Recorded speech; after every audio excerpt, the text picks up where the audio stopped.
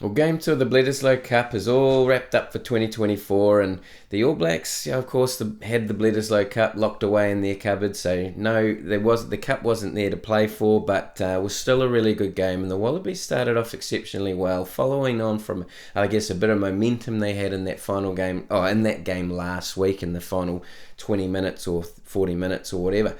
The All Blacks a lot to play for. Sam Cane's 100th, TJ Perenara's final game on home soil for the All Blacks. So let's get into it. I'll give you sort of all my thoughts, the key moments, and we'll wrap it up at the end. But Taniela Tupou, he injured his knee early in that first half. After the first few phases, and you thought, well, look, he's going to struggle to keep going, but he does.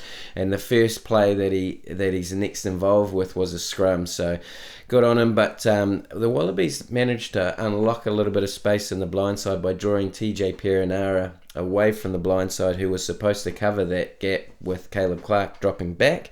Wallabies put a kick through, get the bounce, and Jake Gordon's first to the ball, but he knocks it on, and I would have just thought he just needed to dive on that. But anyway, the All Blacks drop it out, and Wallabies make good ground. They earn a penalty, and rather than kicking for goal for the 3 points, they go for the line out and put some real pressure on. I think a couple of phases later, there's a penalty, and the Wallabies tap and go instead of going for another line out or whatever. And you know, just keeping that momentum, keeping that pace. The Wallabies had some opportunities there, and keeping that pressure on. Fraser McCreight, he scored, and a great start by the Wallabies, 7-0. A complete reversal of the week before in terms of the start of the game last week. The All Blacks were just relentless in that first half in particular. But the Wallabies, they started pretty well here, and they make another break, but then there was a small handling error, which was unfortunate. The AB's All Blacks, they finally get the ball after about 10 minutes, and the first thing they do with it is kick it away with, I guess it was a pretty poor kick if you ask me, and they just needed to retain the ball for a few phases. The Wallabies then get another penalty.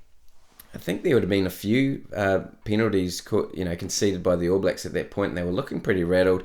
However, the All Blacks managed to get the ball back, I think, from a scrum, and both Reece and Barrett, I just noted that it's just worth noting that they both dummied to kick, and you just felt like, don't kick it. But anyway, so they didn't kick it, and you could clearly see that the instruction was to keep it in hand, so that was intentional. And then the All Blacks, they look good on attack, but for a great turnover by Fraser McCreight as well. So, but then Ardie Savia has his turn, causes a turnover. The All Blacks were pretty flat-footed after that, from that turnover, because obviously they were just on defence. But Wallace Atiti, he makes a great little half break from pretty much nothing there, and Anton Leonard-Brown sets up Sevu Reece in the corner. Barrett missing the conversion, but All Blacks bouncing back 5-7 at that point. Taniela Tupou is very, very difficult to move when he's over the ball at a ruck, isn't he? So he draws another penalty, and for the Wallabies, they take the 3 points this time. 10-5. Caleb Clark, he misjudged the kickoff contest, another penalty. So quite a few penalties early in the game by the All Blacks, to be fair, and it was not looking that great. A great line out, however, from that penalty line out. Great win against the throw from Wallace Atiti, and the ABs, they got a ruck penalty. Finally, they get a turn. That leads to a really good try by Will Jordan. He had to beat Fraser McCreight as well to sort of get there, but he just cuts straight through, straightens up the line of attack. And the All Blacks took the lead at that point. Australia had been the better team up until that point, so to be fair to them, but the score 10-12. Rieko Ioane hit Taniela Tupou over the sideline. That was a pretty good effort, and you could just see that Tupou is a bit chirpy, enjoying the challenge and enjoying the confrontation, and he sort of just nodded after that tackle, but he did not want to go off even with his injury. He obviously went to school here in New Zealand, but he really enjoys playing the All Blacks. A couple of All Blacks penalties, one from a scrum, and just giving the Wallabies an opportunity, and the Wallabies very nearly score a try through Fraser McCreight, but he was held up. The Wallabies, though, take the 3 points. The All Blacks, they had looked good with the ball at times, and then after a few some good phases. They draw a penalty and they go for the line out instead of the 3 points. Very messy maul off that line out to start with. Let's be fair, but the All Blacks somehow managed to sort of pull it together and just about score. They had a penalty advantage, so it's just about score from the maul. There was a penalty advantage. The All Blacks decide to play on, and it goes out to the backs, a little bit sideways. Nothing really happening, but then a straight run, and Caleb Clark comes straight through and scores under the posts in a very impressive try right on half time. A really pivotal moment, that one, if not the most pivotal moment of the game. The score 19-13 at half time. Could easily have been 13-12 to the Wallabies, or if the Wallabies had scored through Fraser McCright just moments earlier, could have been 18-20 points to the Wallabies to 12 to the All Blacks. So very, very key moments there. 3 tries to 1 at halftime. The Wallabies had the slight territorial edge. It was pretty even, but the possession was 58% to 42% in Wallabies' favour. They really played well in that first half. Penalties 8-4 against the All Blacks, so very one-sided and ill-disciplined for the All Blacks there. And you just felt like it was a bit of a flow-on from that second half last week. The All Blacks, they doubled the tackle count, but they had been able to make better use of the ball when they had it. The outside backs, so 3 tries for the All Blacks, all scored by the outside backs, and the All Blacks defence had been really good. A few missed tackles, but defended the line well. I think the missed tackles were pretty even at half time. The All Blacks just capitalised on that, and I guess when the All Blacks were on defence, managed to rally and stop any further movement from Australia, but just hanging on, I guess, is the best way to put it. Australia, they played well, but they'll be disappointed at half time with that try. But anyway, so let's get into the second half. The 6-point lead by the All Blacks. And is that enough after the way they've been finishing in this whole competition? Second half, back and forth start. The All Blacks, they wanted to make a better finish to the game. That was you could just tell they were really trying to settle it, stay in control. But they kick it away twice early in that second half. One kick was awful. It was an attacking kick in the Wallabies half, but there was no chasers, and I guess it was just, for me, it looked like a little bit of lack of patience. It wasn't necessarily rushed or panicked, but just lack of patience. Just keep the ball. 2 penalties early in the second half by the All Blacks. 2 errors from TJ on, then he made a third. The third error from TJ Perenara was he knocked it on into the referee trying to take a quick tap from a penalty, and then blame the referee. He said, you got to do your part. The referee stood there, blew the whistle for the penalty. TJ Perenara went back to him and kicked it into him. So anyway, the referee handled that exceptionally well, even though I felt TJ Perenara was well out of line. But yeah, that penalty that the All Blacks won was a Sam Cane turnover.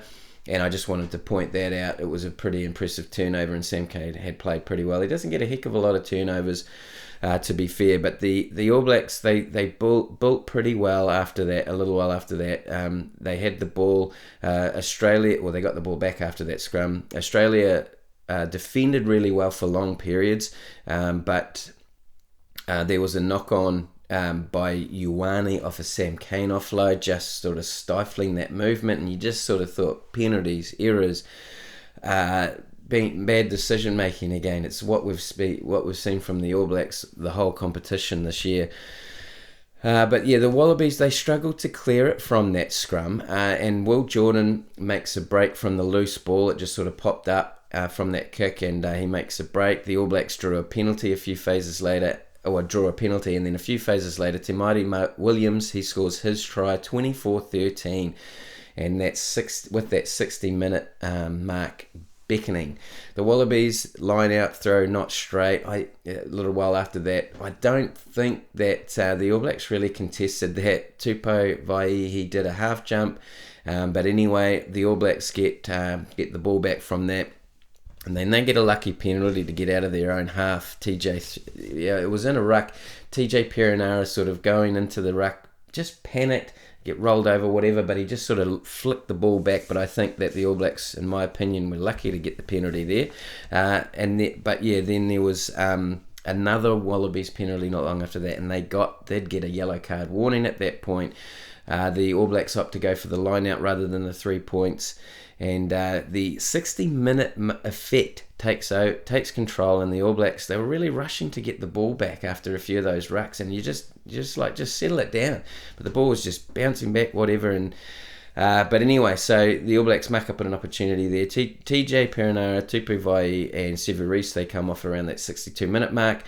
Like I said last week, I kind of like to see the reserves come on with a little bit more time. I guess about that 18-20 minutes is a good amount of time to get yourself in the game. But anyway, some good play by the All Blacks. The pace increased with Cortez Ratama and Damian McKenzie coming on.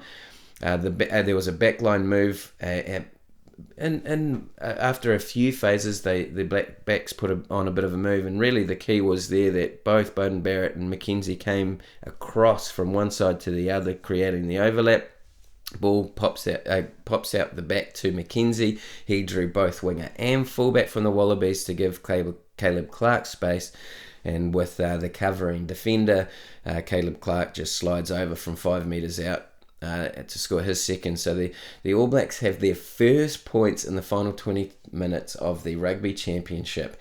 It was around, what was that, the 62nd minute or so. So only just, but the score at that point was 33-13 and a really decent lead for the All Blacks. The Wallabies, they did get some possession and good field position, and the All Blacks had to defend their own line, and they were doing that well, eventually giving a penalty away, but took a long time to do that. It's quite a few phases. There was a warning to the All Blacks, but Scott Barrett was quite clear with the referee. Look, we've been down here a long time, and this is the first one, so it wasn't like repeated infringements.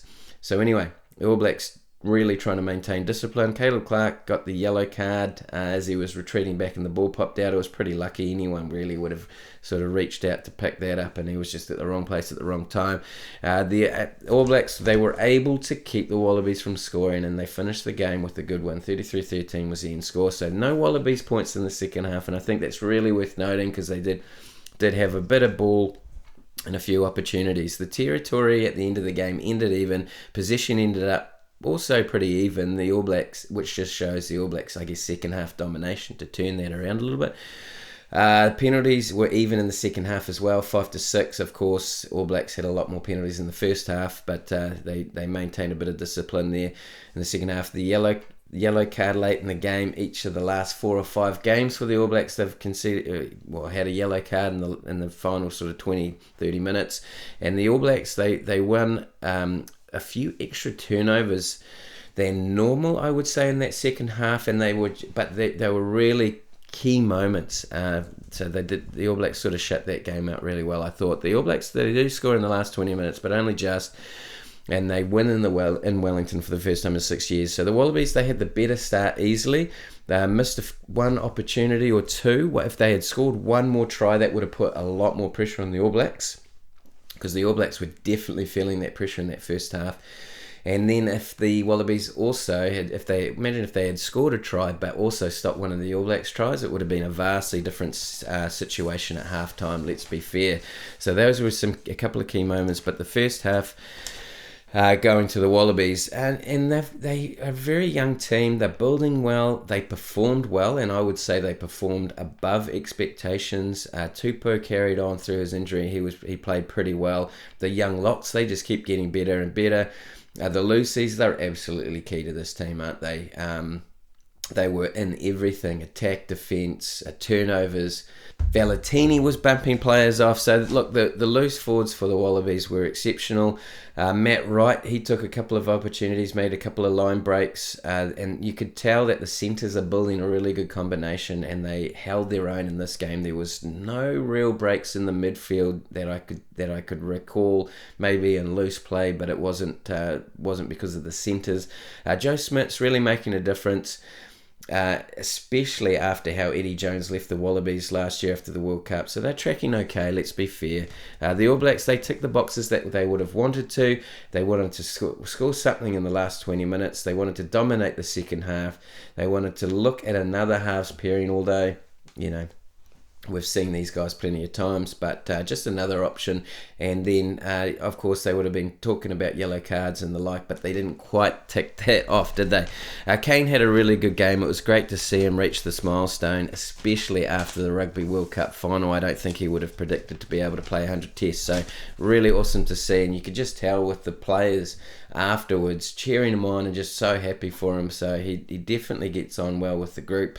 TJ Perenara, he made quite a few errors that he won't be too happy with. I think he really wanted this one. He really wanted to win this game and make and you know, do well at home for his last chance. A lot of family there, but just didn't quite get it right. Beauden Barrett, well, I mean, you know, we know what to expect from Beauden Barrett. He's well experienced. However, I felt a few of his kicking options were not right. They weren't communicated to the team and or otherwise, but they just weren't well executed.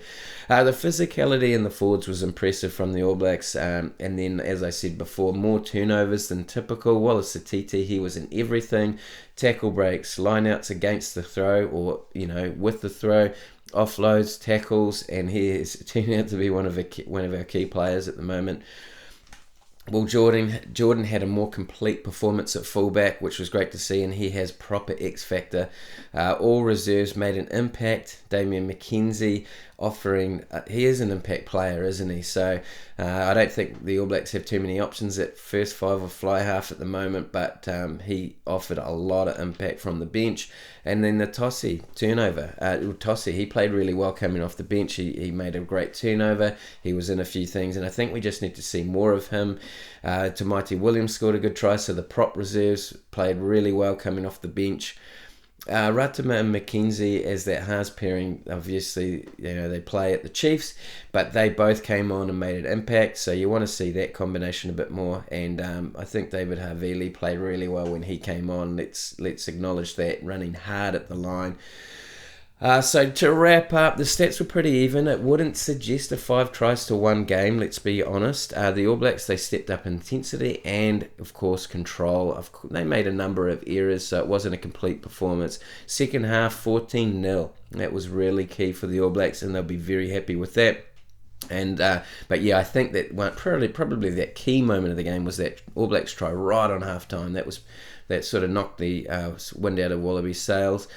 The number of errors, though, as I said, was not a complete performance from the All Blacks. They won by 20 points. However, I would just give them a pass mark for that.